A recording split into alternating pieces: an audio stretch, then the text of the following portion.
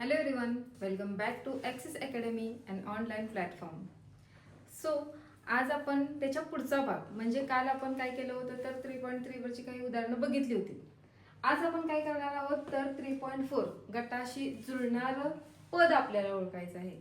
इथं odd man out हा प्रश्न विचारलेला नाही. काही मुलांचं असं काय होतं तर पेपर सोडवण्याची गती जास्त असल्यामुळं गटाशी जुळणारं पद ओळखायचं आहे का गटात न बसणारं पद ओळखायचं आहे, याच्यामध्ये काय होऊ शकतं इथं तुमची थोडंसं जम्बलिंग होऊ शकते. त्यामुळे प्रश्न नीट आधी वाचणे, तो अनालिसिस करणे आणि मगच उदाहरणं सोडवणे हे आपल्याला जमलं पाहिजे. बघा काय आहे तर पुन्हा एकदा आपण इंग्रजी वर्णमाला हा चॅप्टर पाहत होतो. त्याच्यामध्ये आपण 3.3 पर्यंत सर्व चॅप्टर क्लिअर करत आलेलो आहेत. आज आपण 3.4 बघतोय, गटाशी जुळणारे पद.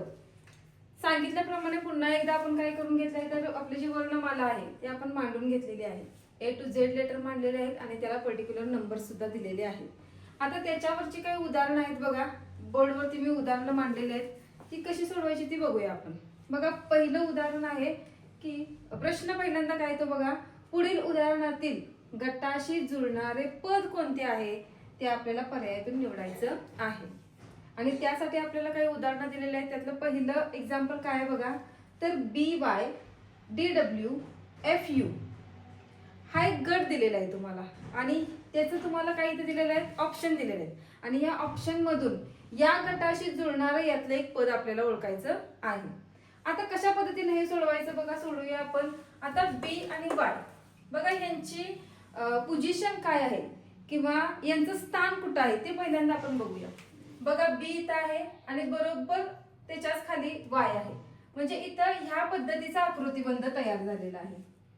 या पद्धतीनं आकृतिबंध तयार झालेला आहे बी वाय. त्यानंतर आहे बघा DW, एक घर सोडलेलं आहे, पुन्हा आहे DW, पुन्हा FU, पुन्हा एक घर सोडलेलं आहे FU. आता आपल्याला काय करायचंय, पर्यायामधून गटाशी जुळणारा पद किंवा गटाशी जुळणारे पद आपल्याला शोधायचं आहे. आता पुन्हा इथं काय आहे, एक एक घर गाळून पुढचं पद घेतलंय तर आपण पण काय करूया, इथं G आणि T गाळूया, H आणि S हे आपल्याला पुढचं पद मिळालेलं आहे. आता उत्तरात शोधूया ते आपल्याला मिळतंय का बघूया. बघा पहिलाच पर्याय क्रमांक 1 H आणि S आपल्याला सापडलेला आहे. म्हणजे ह्या आकृतिबंधाप्रमाणे आपण काय केलेलं आहे याचं उत्तर आपण इथं शोधून काढलेलं आहे. सेकंड क्वेश्चन काय आहे बघा, पुढचा प्रश्न BCXY. पहिल्यांदा एखादा आकृतिबंध तयार होतोय का तो बघूया. नसेल तर आपण त्यांना जे दिलेले नंबर आहेत त्यानुसार काही तर्क लागतोय का बघूया. बघा BCXY, बघा B आहे इथं, C आहे, X आहे आणि Y आहे. म्हणजे दुसऱ्या प्रश्नामध्ये आपल्याला ह्या पद्धतीचा आकृतिबंध तयार झालेला दिसतोय BCXY.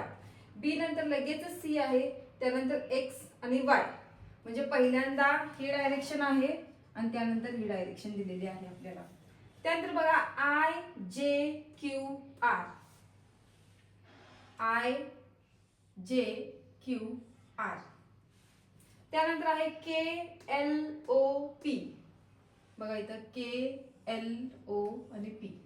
फार सोपं आहे. आता उदाहरण दिलेले त्याच्यामध्ये आपल्याला काय करायचं आहे तर असा आकृतिबंध असणारच आपल्याला एक संच शोधायचा आहे. आता ऑप्शन मधून जाऊया. बघा पहिला आहे NOML, बघा NO इथं आहे M आणि L आहे. परंतु इथं जेव्हा आपण हा आकृतिबंध तयार करू तेव्हा इथं पहिल्या सुरुवातीला आपल्याला काय सापडलेलं आहे, L सापडलेलं आहे. म्हणजे हे काय आहे, ही जोडी चुकीची आहे. म्हणजे इथं तो आकृतिबंध तयारच होत नाहीये. इथं कसं होतंय, NO घेतल्यानंतर M येते आणि पुन्हा L येते. म्हणजे इथं ह्या पद्धतीची आकृती तयार होते. परंतु आपल्याला आकृती कशी पाहिजे, ह्या पद्धतीची आकृती आपल्याला पाहिजे. पुढे बघा EFUV, EFUV. म्हणजे इथं आपला आकृतिबंध योग्य करेक्ट आकृतिबंध तयार झालेला आहे दुसऱ्या ऑप्शन मध्ये. तिसरं बघा काय आहे EVWD. म्हणजे इथं तिसऱ्यामध्ये EV पुन्हा W आणि D. ह्या पद्धतीचं काहीतरी एखादा विचित्र आकृतीबंध तयार होते, म्हणजे हे पण ऑप्शन नसणार आहे, हे पण ऑप्शन नसणार आहे.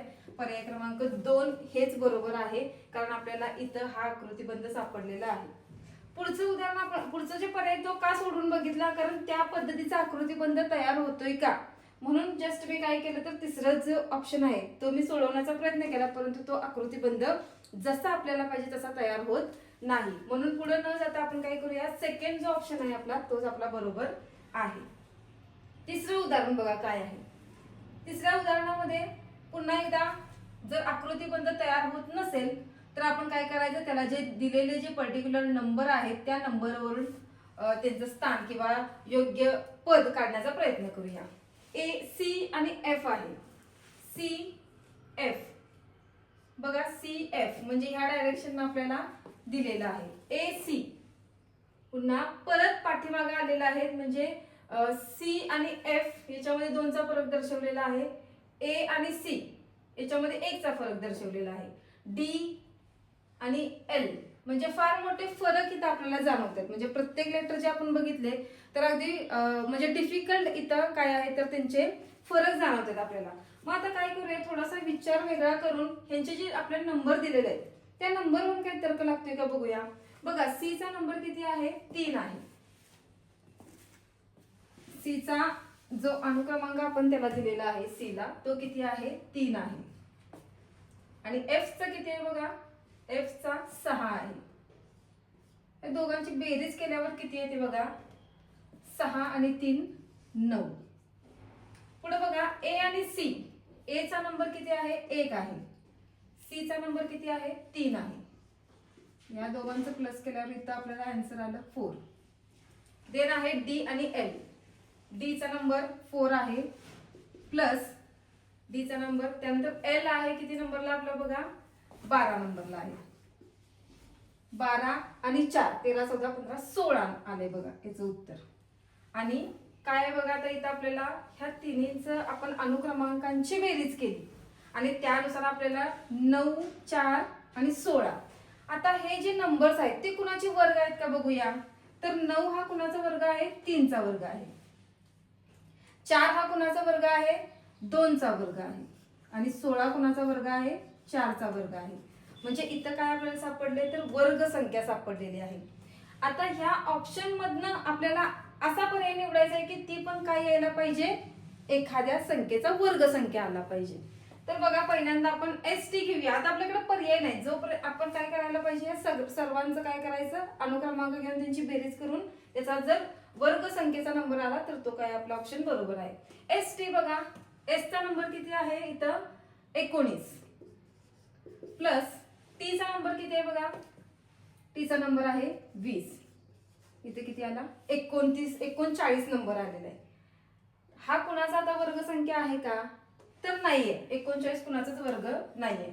त्यानंतर डब्ल्यू आणि वाय आहे बघा. इथं डब्ल्यू किती आहे, 23 आहे प्लस वाय किती आहे, 25 आहे.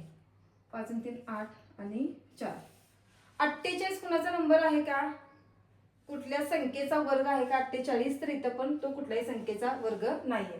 पुढचं बघा के आहे. के ला किती नंबर दिला आपण, 11 प्लस वाय चा नंबर किती आहे बघा, 25 6 आणि 3. आता हा 36 नंबर जो आहे तो कुणाचा वर्ग आहे सांगा, 6 36. म्हणजे इथं 6चा काय आहे, हा वर्ग संख्या आहे. म्हणून आपला ऑप्शन नंबर 3 हा काय आहे बरोबर, किंवा ह्या गटाशी जुळणारं पद किंवा गटाशी जुळणारा गट हा आहे. देन चौथा काय आहे बघा, तर चौथ्यामध्ये आपल्याला बघता क्षणी आपल्याला प्रश्न सुटला पाहिजे. कारण जेव्हा आपण अल्फाबेट्स बघतो त्याच्यामध्ये वॉवेल्स अँड कन्सोनंट्स असे तुम्हाला 2 प्रकार पाहायला मिळतात, स्वर आणि व्यंजन. मग स्वर किती आहेत आपले, 5 आहेत. वॉवेल्स किती आहेत, 5 आहेत. ए ई आय ओ आणि यू. मग आपल्याला काही याच्यामध्ये स्वर दिलेले आहेत आणि राहिलेला स्वर जो आहे तो ऑप्शन मध्ये दिलेला आहे. तो फक्त आपल्याला काय करायचा आहे, योग्य गट आपल्याला निवडायचा आहे. बघा इथे ई दिलेला आहे, आय दिलेला आहे, ओ दिलेला आहे आणि याच्यामधला स्वर कोणता आहे, वॉवेल्स कोणता आहे, तर यू आहे. म्हणून ऑप्शन नंबर 2 याच्यामध्ये बरोबर असणार आहे. पाचवा प्रश्न काय आहे बघा इथं, वाय सी डब्ल्यू. बघा वाय सी आणि डब्ल्यू एक ह्या पद्धतीचा पहिल्यामध्ये आकृतीबंध आपल्याला तयार झालेला आहे. मी जेव्हा तुम्हाला गटाशी जुळणारं पद ह्याच्याबद्दल उदाहरणं सोडवा म्हणून सांगितले त्यावेळेस तुम्हाला पहिल्यांदा सांगितलं की मी आकृतीबंध आधी तयार करा आणि मग आकृतीबंध जर जुळत नसेल तर आपण त्याचे अनुक्रमांकावरून आपण काय करू शकतो, त्याला तर्क लावू शकतो. मग त्याच्यामध्ये बेरीज, वजाबाकी, गुणाकार, वर्ग, घन या पद्धतीने आपण हे उदाहरणं सोडवायचे. बघा YCW मध्ये आपल्याला हा आकृतीबंध मिळाला. देन आहे बघा XDV. बघा X D आणि V म्हणजे पुन्हा दुसरा जो आहे तो ह्या पद्धतीने मिळाला आपल्याला. तिसरं काय बघा SIQ आणि Q म्हणजे साहजिकच आहे चौथा जो आपला तयार होणारा आकृतीबंध आहे तो आपल्याला ह्या पद्धतीचाच आला पाहिजे. म्हणजे कोणता RJP. कुठला RJ आणि P. बघा पर्यायामध्ये आहे का RJP. आपला ऑप्शन पाचव्या प्रश्नाचा पहिलाच ऑप्शन इथं बरोबर आलेला आहे. म्हणजे ज्या पद्धतीचा पहिला आकृतीबंध असा तयार झाला तसंच आपण दुसरं योग्य जुळणारं पद जे काढलेलं आहे तिथे आपल्याला ह्या पद्धतीचा आकृतीबंध तयार झालेला आहे. म्हणून पर्याय क्रमांक 1 हा आपला बरोबर असणार आहे. बघा ह्या पार्ट मध्ये आपण गटाशी जुळणारे पद याच्यावरती काही बेसिक उदाहरणं बघितलेली आहेत. या पार्ट मध्ये जर तुम्हाला आणि काही उदाहरणं बघायचे असतील तर तुम्ही कमेंट बॉक्स मध्ये तशा कमेंट तुम्ही करून सांगू शकता की आम्हाला ह्या पार्टवर जे डिफिकल्ट क्वेश्चन असतात त्याच्यामधले क्वेश्चन तुम्ही सोडवून द्या मॅम, आम्ही तेही तुमच्यापर्यंत तसे व्हिडिओ आम्ही पोहोचवू शकतो. जर तुम्हाला हा पार्ट आवडला असेल तर डू लाईक अँड थँक्यू.